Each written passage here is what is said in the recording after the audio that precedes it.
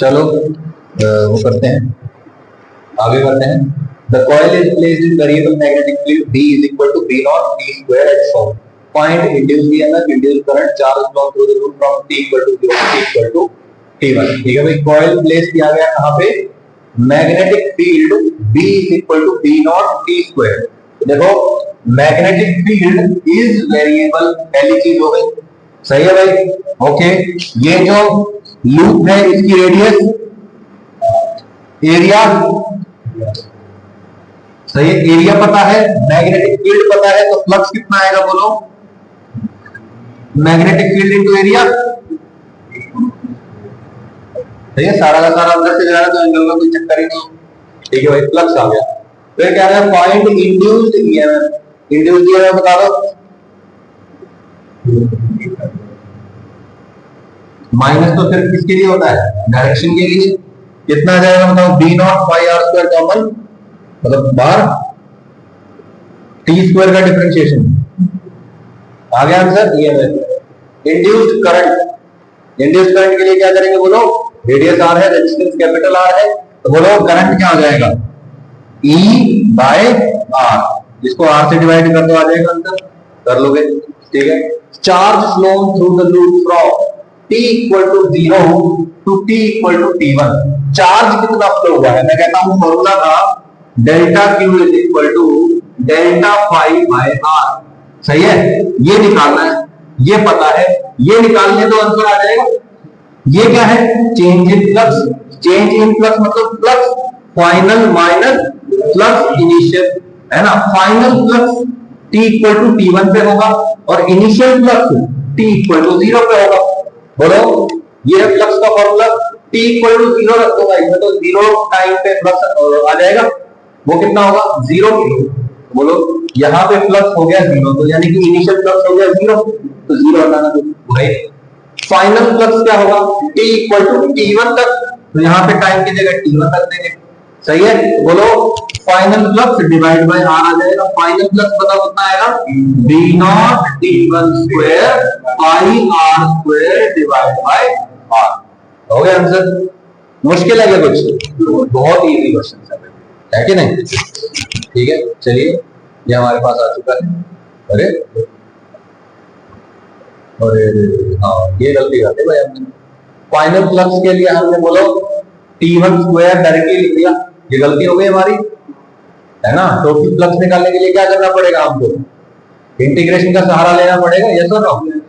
Yes. तो final flux के लिए हम क्या करेंगे बोलो?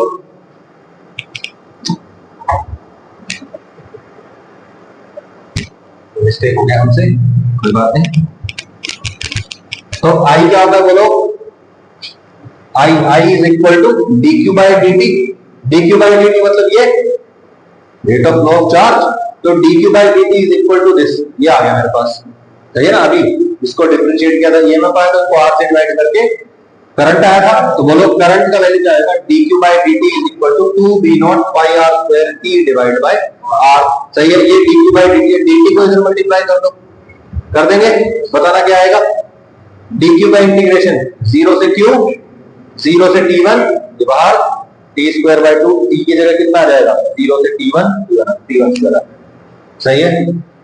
अरे तो सेम ही आंसर आ गया, b naught pi R square t1, b naught pi R square t1 by R. सही तो है, तो मतलब इंटीग्रेशन करने की जरूरत नहीं है। ये मैं क्या बता रहा हूं स्टोरी के रूप में।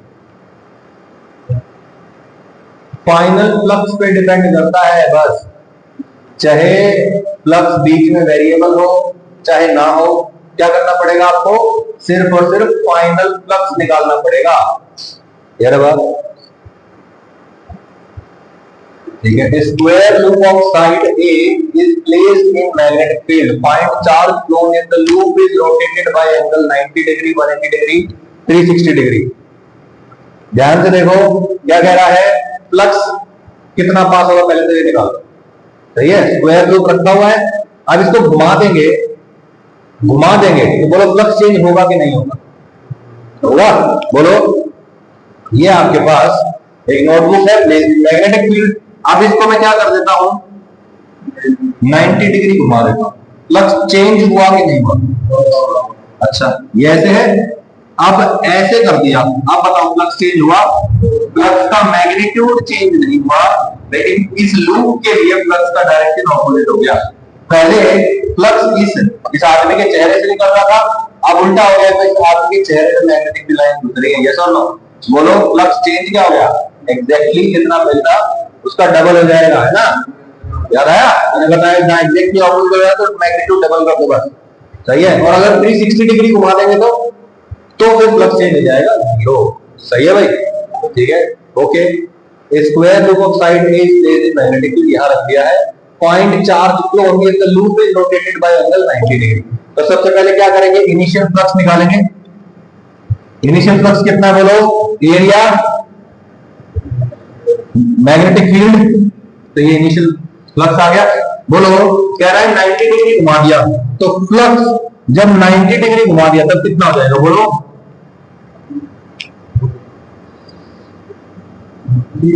0 हो जाएगा। यस और नो? बोलो भाई, अभी तो इसमें से मैग्नेटिक लाइन पास हो रही है, ऐसे हो जाएगा तो मैग्नेटिक लाइन पास होगी नहीं, यानी कि फाइनल फ्लक्स यहाँ पे 90 डिग्री के केस में 0 हो जाएगा। सही है। और flux in case of 180 degree क्या हो जाएगा? बोलो b इंटू ए स्क्वायर है, एग्जैक्टली ऑपोजिट हो जाएगा तो क्या हो जाएगा? Minus B A square. सही है भाई। और फ्लक्स जब 360 डिग्री घुमा दिया तब कितना हो जाएगा? जितना पहले का बी ए स्क्वायर। सही है भाई? ओके। कह रहा है चार्ज फ्लोन निकालो। चार्ज फ्लोन क्या होता है? Delta pi by radius, sorry resistance, delta pi by R होता है, ये निकालना है। ये आर पता है, ये निकालना पड़ेगा। इनिशियल बी ए स्क्वायर है, बोलो यस और नो? जब 90 डिग्री घुमा दिया तो फ्लक्स कितना चेंज हो गया? 90 डिग्री घुमाया तो दिस माइनस दिस कितना आ गया? B A square divide by R करके कितना आ जाएगा? B A square by R. First case में। सेकंड केस में बताओ 180 डिग्री घुमा दिया तो दिस माइनस दिस, ये final flux initial flux, this minus this कर देंगे। यस और नो? कोई दिक्कत? ठीक है, तो कितना आ जाएगा? Minus 2 B A square by R, यानी कि 2 B A square by R, यानी कि इस वाले केस से डबल चार्ज फ्लो करेगा। यस और नो? अच्छा, और इस वाले केस में बताना B A square minus B A square 0 हो जाएगा। कोई दिक्कत भाई? ठीक है।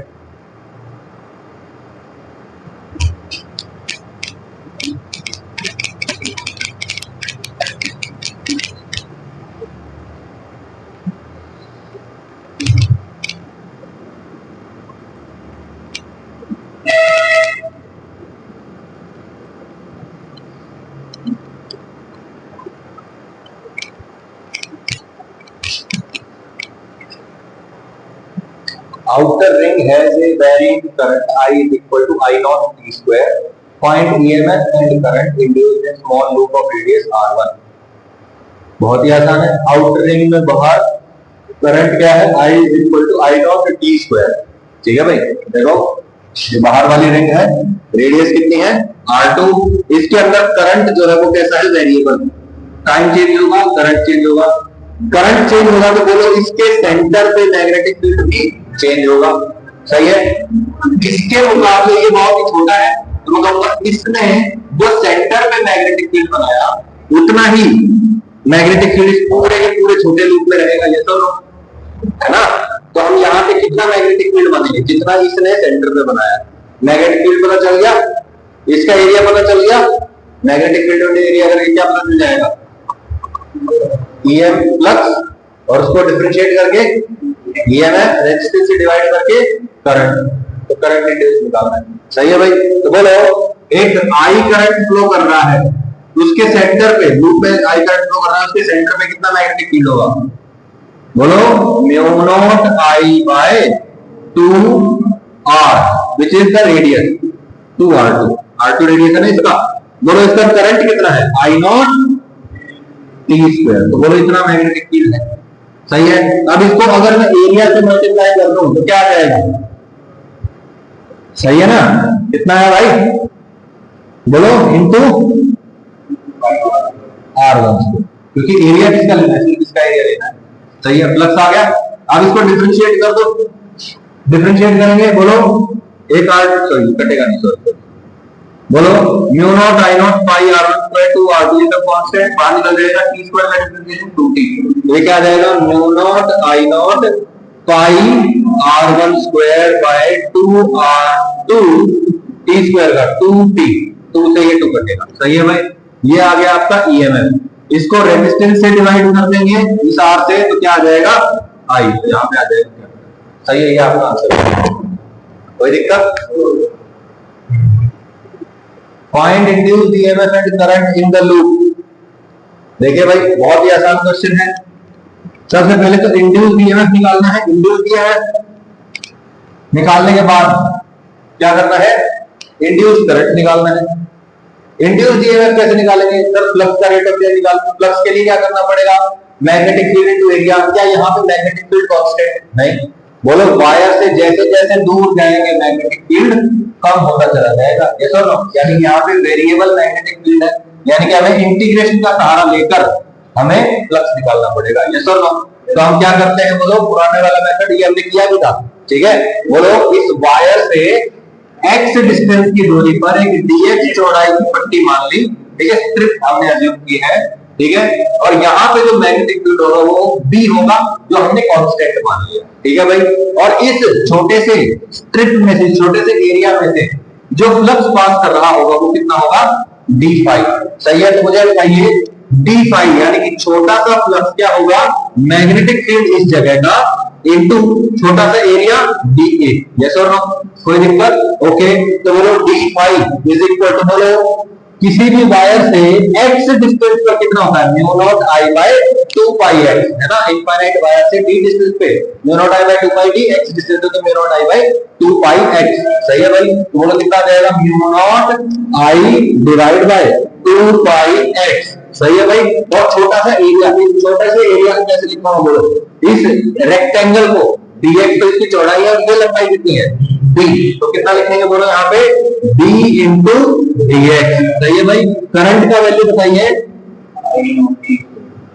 सही है, ओके। अब मैं इसको इंटीग्रेट कर दूं, बोलो लिमिट क्या आएगी, फ्लक्स की लिमिट 0 से फ्लक्स चला जाता है पाई तक, है ना।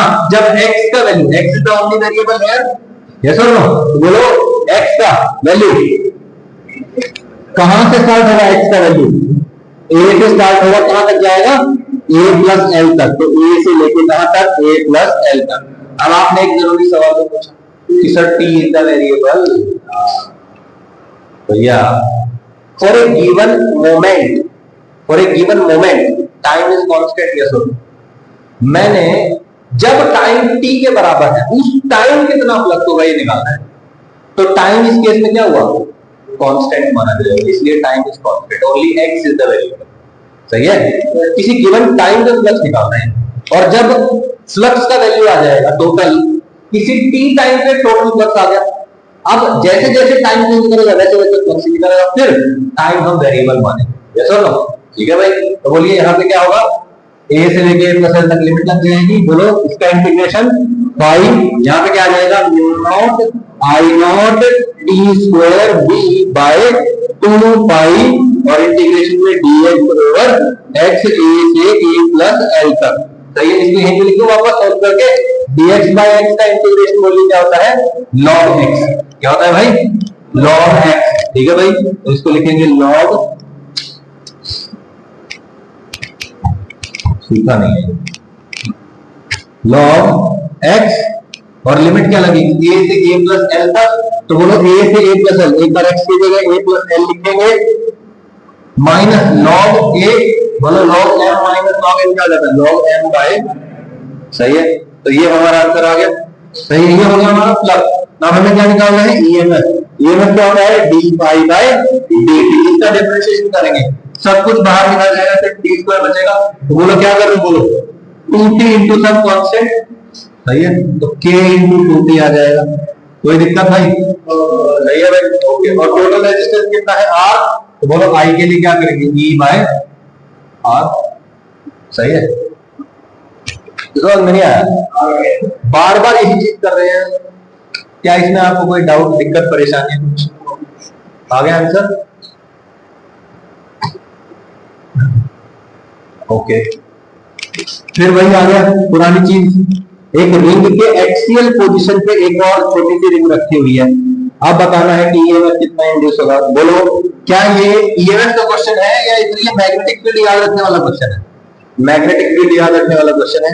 एक रिंग के एक्सियल पोजीशन पे, एक्सिस पे कुछ एक्स डिस्टेंस की दूरी पर कितना मैग्नेटिक फील्ड होता है। सिर्फ मेथड बता दो, बाकी आप कर लोगे क्या? देखो इसकी वजह से यहां पे कितना मैग्नेटिक फील्ड होगा लिख दिया। यहाँ का मैग्नेटिक फील्ड का फॉर्मूला आ गया। इसकी रेडियस जहां आती है वहां पे r2 आ जाएगा, ये डिस्टेंस जहां होगा वहां पे x आ जाएगा। ये सब ये d डिस्टेंस तो x की जगह d आ गया।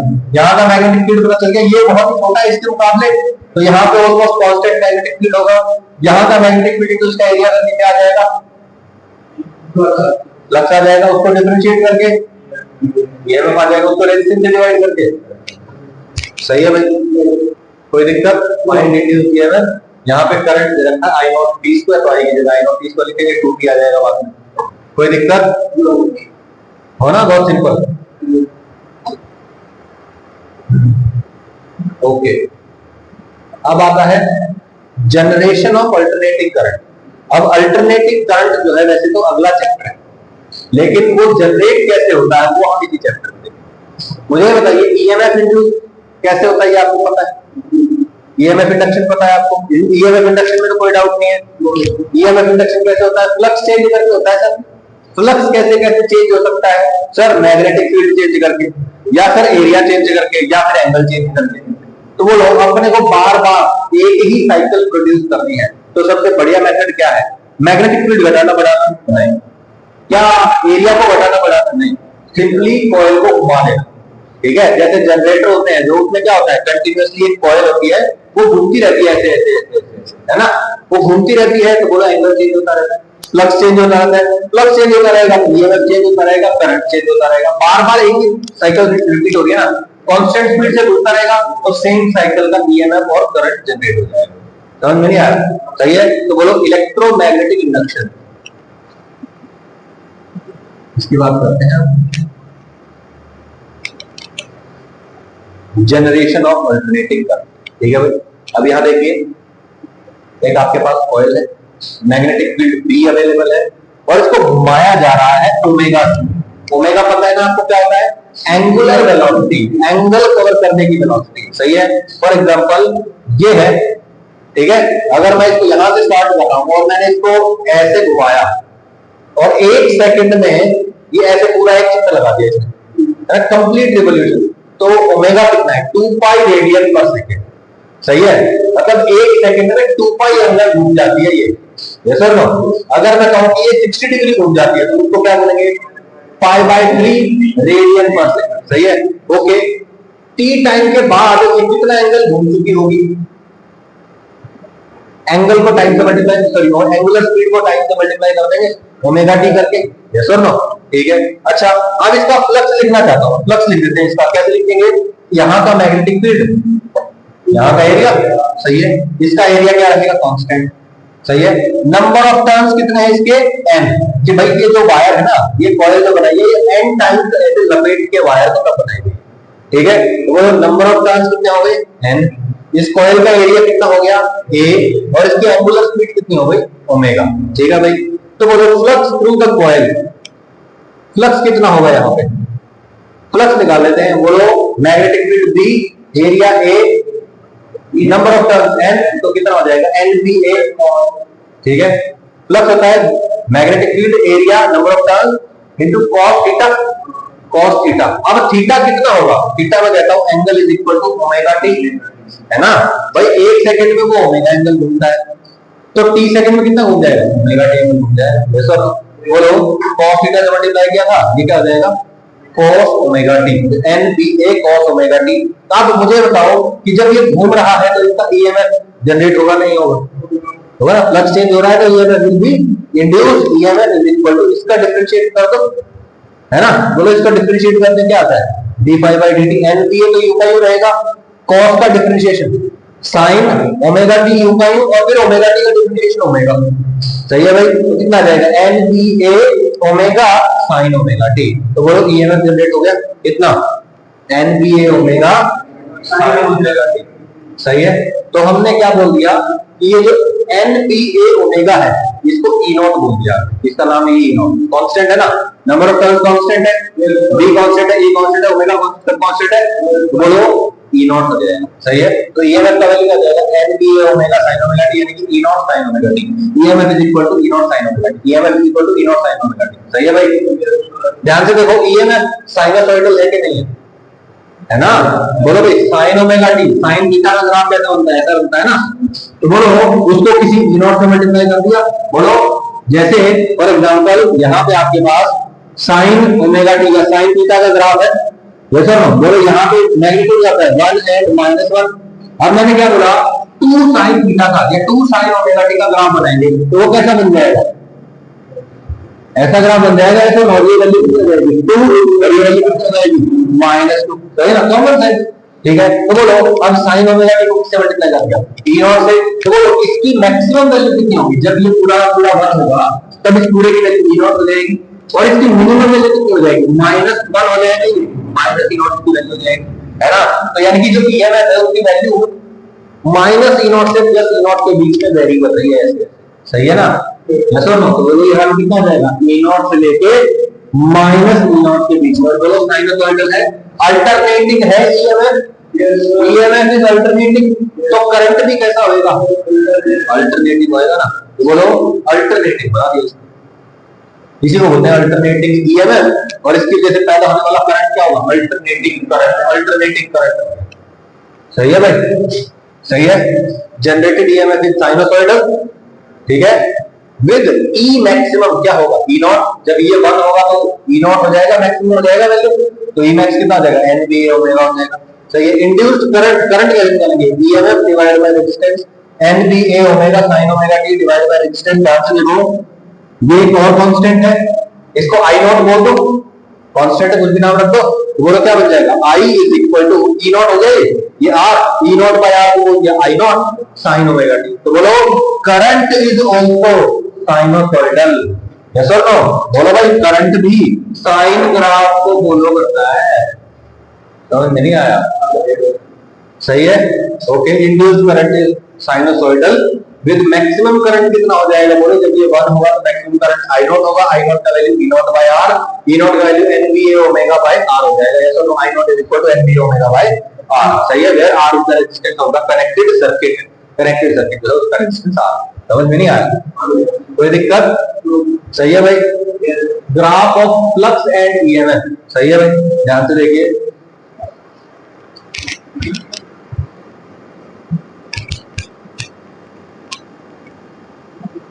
ग्राफ देख लेते हैं, बोलो फ्लक्स जो आया था उसमें कैसा एंगल बन रहा था, cos थीटा, है ना, cos थीटा वाला ग्राफ ऐसा बनेगा।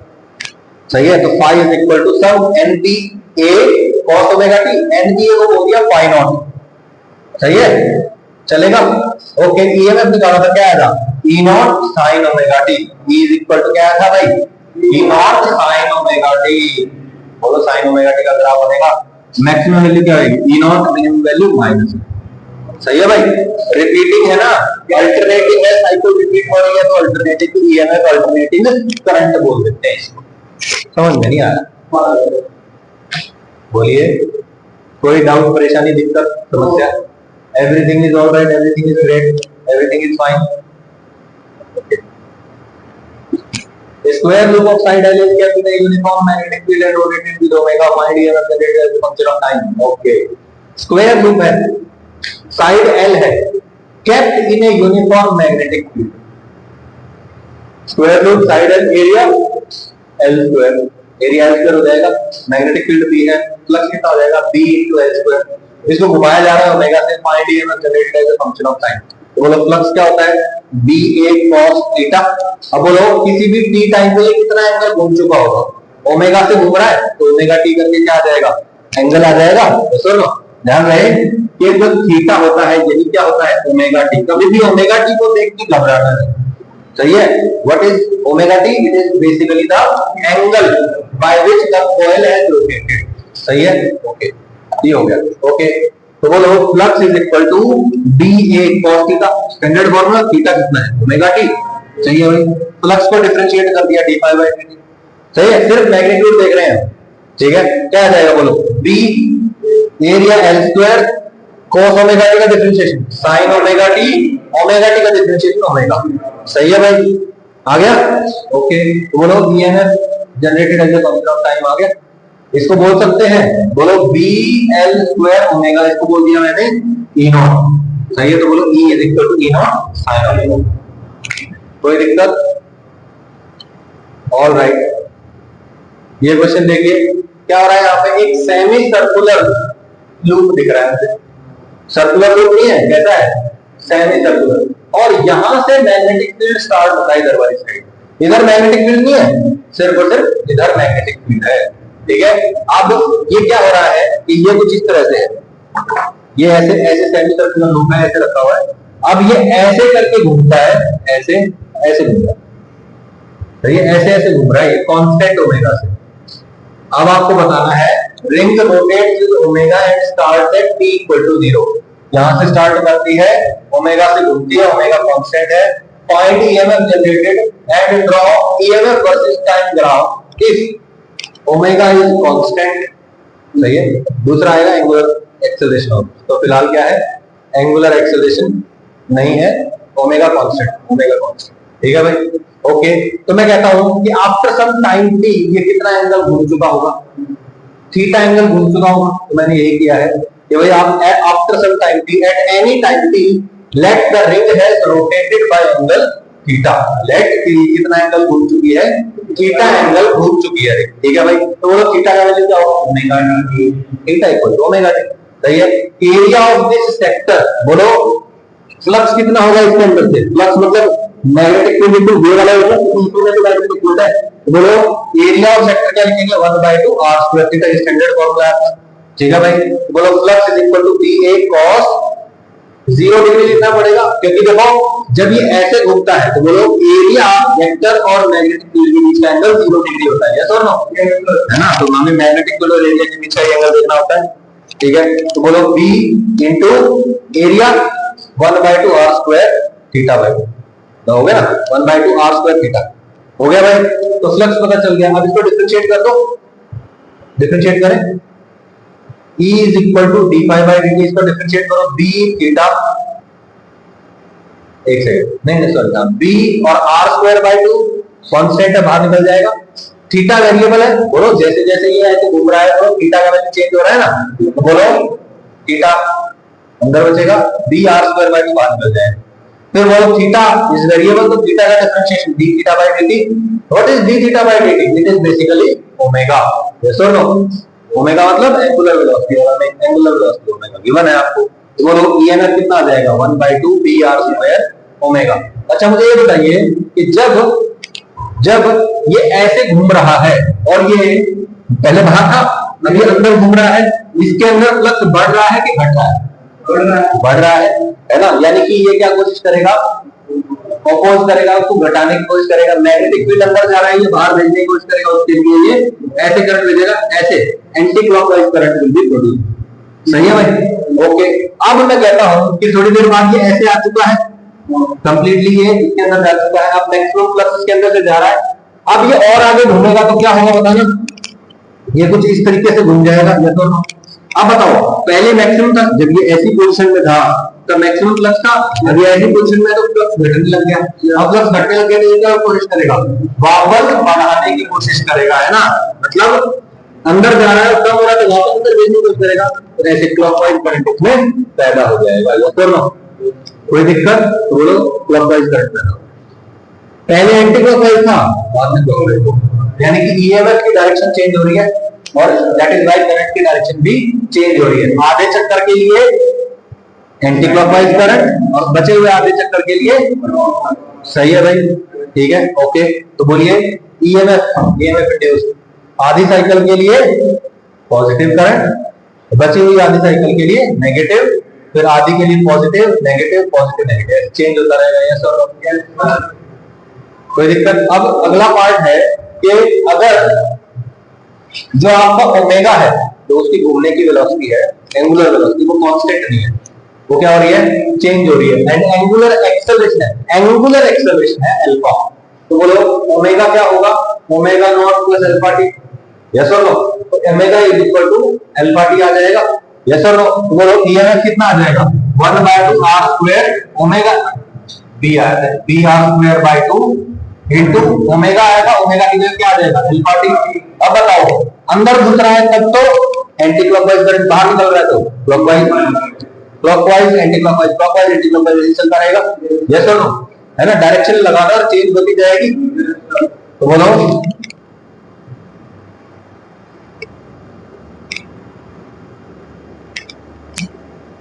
ऐसा ग्राफ बनेगा। यस और नो? पहले क्या था EMF was constant because omega was constant. अब बताओ टाइम जैसे जैसे बढ़ेगा ईएमएफ का वैल्यू भी बढ़ेगा। EMF is directly proportional to time. तो बोलो स्ट्रेट लाइन का बनना चाहिए, लेकिन बीच बीच में डायरेक्शन भी चेंज हो रही है। तो बोलो पहली साइकिल के लिए, पहली आधी साइकिल के लिए पॉजिटिव करंट यानी कि एंटी क्लॉकवाइज, फिर नेगेटिव करंट मतलब एंटी क्लॉकवाइज, है ना? सही है भाई। Magnitude is this and direction is like this. और सिर्फ मैग्नीट्यूड का ग्राफ बनाना होता तो सीधी ऐसी लाइन बना। सही है भाई। AC generator, AC generator, AC बनाने वाले जनरेटर को क्या कहते हैं? एसी जनरेटर बोलते हैं। सही है, क्या बात है सर, जनरल नॉलेज में इजाफा कर दिया आपने तो। जीके बढ़ गई सर, आप सीधा एसएससी सीरियल लिखिएगा, आप होगा कम है। ठीक है, ओके। एसी जनरेटर, ठीक है। एसी जनरेटर में क्या होता है, एक मैग्नेटिक फील्ड हम एस्टेब्लिश करते हैं। यहाँ पे नॉर्थ और यहाँ पे साउथ को लोगे तो बोलो यहाँ से यहाँ तक ऐसे मैग्नेटिक फील्ड आ जाएगा। इसके बीच में हम एक वायर के लूप को रख देते हैं। वायर का लूप मतलब कॉइल हो गई, कॉइल हो गई। आप हम इसको घुमाना शुरू करते हैं। जनरेटर है मतलब इसको मैकेनिकल इनपुट देते हैं और ये इलेक्ट्रिकल आउटपुट देता है। ठीक है भाई, तो बोलो इसको ओमेगा हमने दिया है बाहर से, तो बोलो इस कॉइल का एंगल चेंज होगा, इसका फ्लक्स चेंज होगा, इसमें ईएमएफ आएगा यानी कि करंट पैदा हो सकता है। सही है भाई, ठीक है भाई। तो बोलो यहाँ पे इस तरह की स्लिप रिंग्स होती है। स्लिप रिंग्स बोले तो कि ये जब इसके साथ, ये इसके साथ कांटेक्ट में है और ये इन ब्रशेस के साथ कार्बन ब्रश होती है ग्रेफाइट की, ठीक है, ये इनके साथ स्लाइड करता है। ठीक है, तो बोलो ये घूम के इधर भी आ जाएगा ना, तो भी ये वायर इस पूरे के पूरे लूप के साथ कांटेक्ट में रहेगा, इस ब्रश के साथ कांटेक्ट में रहेगा। ठीक है, इसको विजुअलाइज करना मुश्किल है, तो कभी अगर आप ड्रिल मशीन होती है उसको अगर आप कभी ओपन करके देखेंगे तो उसमें आपको छोटे छोटे ग्रेफाइट ब्रशेस मिलते हैं। ठीक है, तो वो देख के ही आपको पता चलेगा कि ये एक्चुअली किस तरह का रहेगा। ठीक है ना, may be I will show you the photograph. ठीक है, तो बोलो ये हमेशा इसके साथ कांटेक्ट में रहेगा, ये हमेशा इसके साथ कांटेक्ट में रहेगा, सॉरी ये वाला इसके साथ और ये वाला इसके साथ, ये घूमते रहेंगे तब भी कांटेक्ट में रहेंगे। तो बोलो जब ये आधा चक्कर ऐसे काटेगा तो पॉजिटिव यानी कि क्लॉकवाइज करंट हो गया फॉर एग्जांपल, और जब अगले में जाएगा तो क्या होगा, एंटी क्लॉकवाइज करंट हो जाएगा, anti clockwise anti clockwise clockwise anti clockwise, बिल्कुल जैसा बिल्कुल पहले वाले में यहां पे देखा था जनरेशन ऑफ अल्टरनेटिंग करंट। सही है भाई। तो देखिए यहां पे क्या होगा, बोलो ये रोटेट करता रहेगा, आधी साइकिल के लिए क्लॉकवाइज करंट, आधी साइकिल के लिए anti clockwise clockwise anti clockwise, यानी कि पहली बात तो क्या होगा, यहाँ पे करंट जाएगा, उसके बाद थोड़ी देर बाद यहाँ पे करंट ऐसे आ जाएगा, है ना, इसका एग्जैक्टली अपोजिट दूसरी साइड होगा। यस और नो, यानी कि ये जो लोड रेजिस्टेंस है, ठीक है, बाहर रेजिस्टेंस लगा हुआ ना, बोलो इसके अंदर आधी साइकिल के लिए करंट ऐसे जाएगा और आधी साइकिल के लिए करंट ऐसे जाएगा, मतलब नेट चार्ज कुछ नहीं जा रहा, लेकिन क्या हो रहा है, इलेक्ट्रॉन इधर उधर मूव कर रहे हैं, यानी कि एनर्जी का ट्रांसफर हो रहा है। हमें एनर्जी का ट्रांसफर से ही मतलब है। ठीक है, हमें ये नहीं है कि हमें किसी के घर इलेक्ट्रॉन पहुंचाना है। ठीक है, हमें क्या करना है, एनर्जी पहुंचानी है, और वो इलेक्ट्रॉन्स के ऐसे ऐसे वाइब्रेशन से भी पॉसिबल। ठीक है, जैसे बल्ब है, बल्ब में भी क्या होता है, करंट ऐसे ऐसे मूव करता रहता है और वो हीट अप हो जाता है, उसकी वजह से हीट एंड लाइट एमिट होती है। यस और नो? ठीक है भाई, ओके। इसको बोलते हैं carbon brushes with slip rings. ठीक है, कार्बन ब्रशेस लगी होती है करंट को कलेक्ट करने के लिए, और यहाँ पे स्लिप रिंग होती है जिनके ऊपर ये जो वायर है आर्मेचर का, ये क्या करता रहता है, स्लिप करता रहता है। ठीक है भाई, slip rings with carbon brushes. Construction क्या होता है, आर्मेचर, आर्मेचर मतलब ऐसा कॉइल जिसमें वायर्स लपेटे हुए हैं। ठीक है, armature is a coil of n turns placed in uniform magnetic field which can rotate and it is in contact with slip rings। ठीक है भाई, आर्मेचर तो ऊपर वाली कॉइल है, वो रोटेट कर सकती है, मैग्नेटिक फील्ड में रखी हुई है और वो स्लिप रिंग्स के साथ कांटेक्ट में है, which are connected with wires through carbon brushes, जो आगे वायर्स के साथ कनेक्ट होती है, किसके साथ, कार्बन ब्रशेस के मदद से। ठीक है ना भाई, each terminal of armature is connected with different slip ring. एक जो टर्मिनल है वो किसके साथ कनेक्टेड है? एक जो टर्न है वो अलग अलग उसके साथ कनेक्टेड है, इसके साथ स्लिप रिंग के साथ, है ना। आर्मेचर का एक टर्मिनल तो पहला वायर अंदर गया ना, जैसे वायर लपेटा तो क्या हुआ, कहीं ना कहीं तो वायर स्टार्ट हुआ होगा ना, वायर गया ऐसे ऐसे लपेट के और वापस आ गया।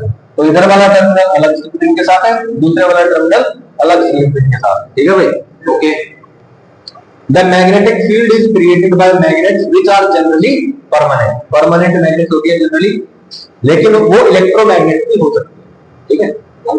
Working principle, AC generator work on the principle of electromagnetic induction, कि जब कोई भी फ्लक्स चेंज होता है तो ईएमएफ इंड्यूस होता है, ईएमएफ इंड्यूस होगा, और अगर लूप कंप्लीट है तो करंट भी फ्लो होता है, ठीक है। इसी प्रिंसिपल पर काम करता है। Working, the armature is rotated with angular velocity omega, ठीक है।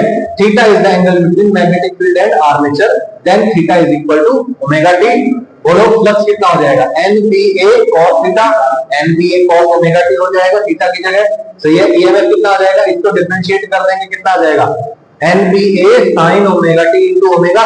बोलो NBA ओमेगा का क्या बोल देते हैं? E नॉट, सही है, क्या आ जाएगा? E, और ऐसे ही E इज इक्वल टू क्या आ जाएगा, सही है।